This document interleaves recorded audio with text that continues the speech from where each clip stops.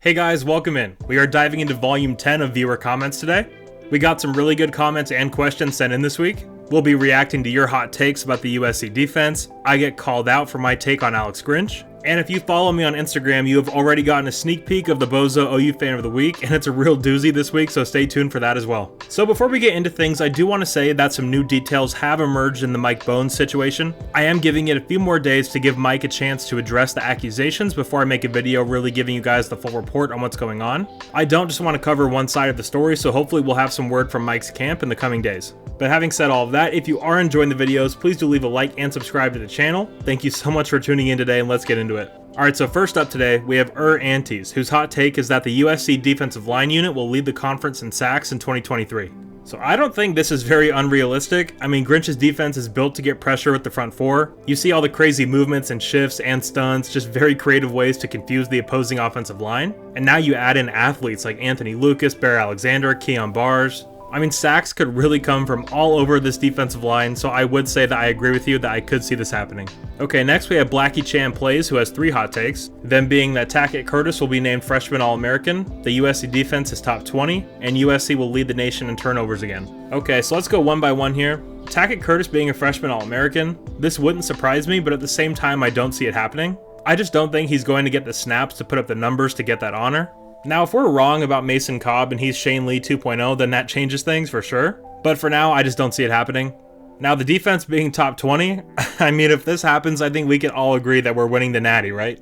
I mean, this would be completely unprecedented and just shocking. Do I see this one happening? Not even close. I think we will finish top 40, which I think is good enough to finish the regular season undefeated.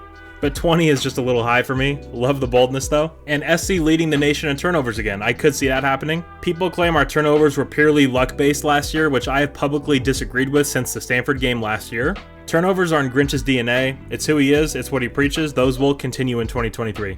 Next up, we have Frito Santana, whose hot take is that Damani Jackson will end the season as the best cornerback in the nation. I mean, that's a spicy one. Does he have the potential to do this? Yes. Will it be this year? I don't think so. But this one isn't impossible. Damani is among the most talented players in the country. Not just corners, not just defenders, but players. He has all the talent in the world. If his body can stay healthy and he gives it everything he's got, he can be as good as he wants to be. There's no ceiling on that guy. Alright, it is now time for everyone's favorite segment on this channel, the Bozo OU Fan of the Week.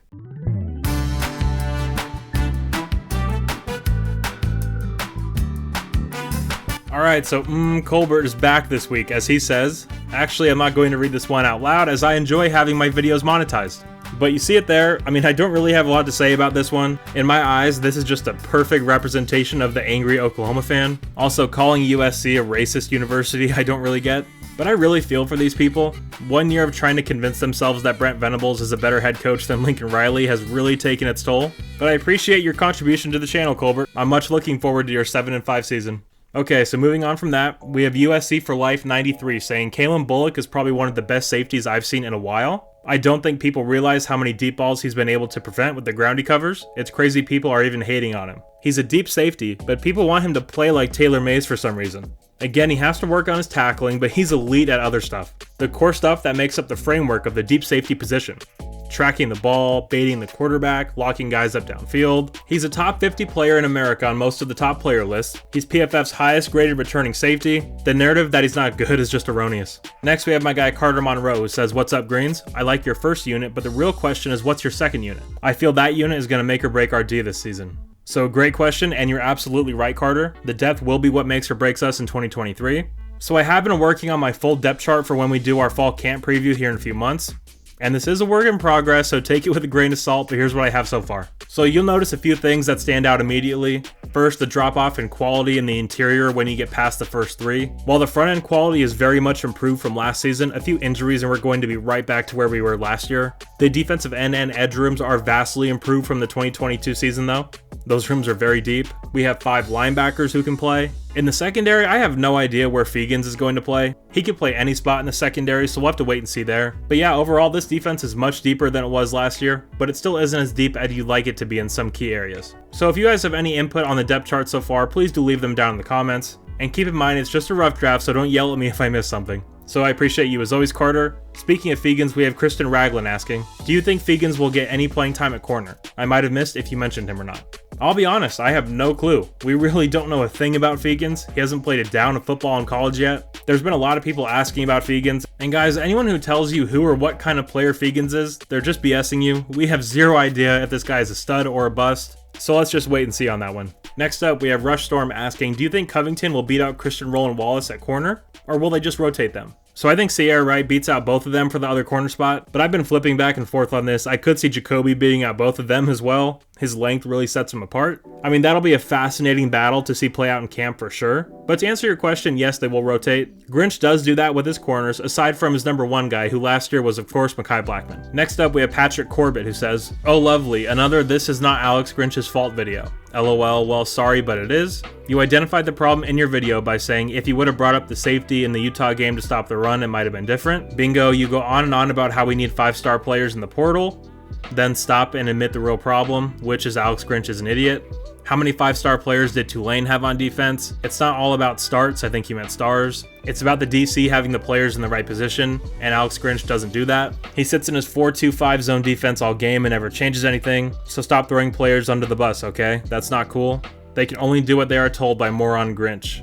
Oh, and he will put another bad defense on the field this year, and he will be fired after. Mark it down. Okay, so there's a ton of issues with this. First off, I never said it wasn't Grinch's fault. I've given him blame as I have the players. I have said I don't know what Grinch was supposed to do with 270-pound nose tackles left over from the Helton era, and I still think that's fair. And I didn't say bring Kalen Bullock down to stop the run, I said bring him down to put him on Dalton Kincaid. So that's also wrong. And guys, when did I go on and on about needing 5-stars from the portal? I'm pretty sure I've never said that. And to that point, is there a team that wouldn't want 5-star players from the portal? I mean, that's confusing. And Tulane? I mean, you act like their defense was great. We shredded their defense, so I don't know if that's the best example to use. Your statement that he sits in 4-2-5 zone and doesn't change anything is completely false. Our players were in the right spots over and over again. They didn't make the plays. And stop throwing players under the bus. As someone that covers the team, if someone misses a tackle, it's my job to point that fact out. Do you really want me to sit here and tell you that Shane Lee was awesome in the Cotton Bowl? No, I'm gonna tell you guys how it is. But honestly, blaming everything on one person might make you feel better, but it's not productive and it's just false. It's not all Grinch's fault. Did he do a good job last year? No, not even close. But it's also not all his fault either. Both can be true. Man, that was a very Oklahoma-y rant. Calling Grinch a moron and an idiot while misspelling every other word is straight out of the OU fan handbook. But our last comment for the day is from Ronan Ethan, who says greens for new AD.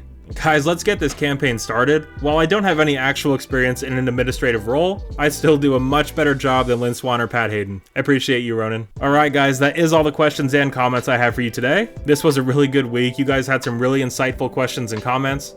Before I get out of here, I do want to shout out my man FightOn65, who became a gold tier patron over the weekend. If you're in the Phoenix area, check out his place called Local Style Grinds. Phenomenal Hawaiian BBQ, and you're supporting a diehard Trojan fan, so it's a win-win. But having said that, guys, that will do it for me today. If you did enjoy this video, please do leave a like and subscribe to the channel. And if you want to help support the channel in an even bigger way, you can do so on my Patreon for only $1 a month. Thank you all so much for tuning in today. You're all awesome, and as always, take care and fight on.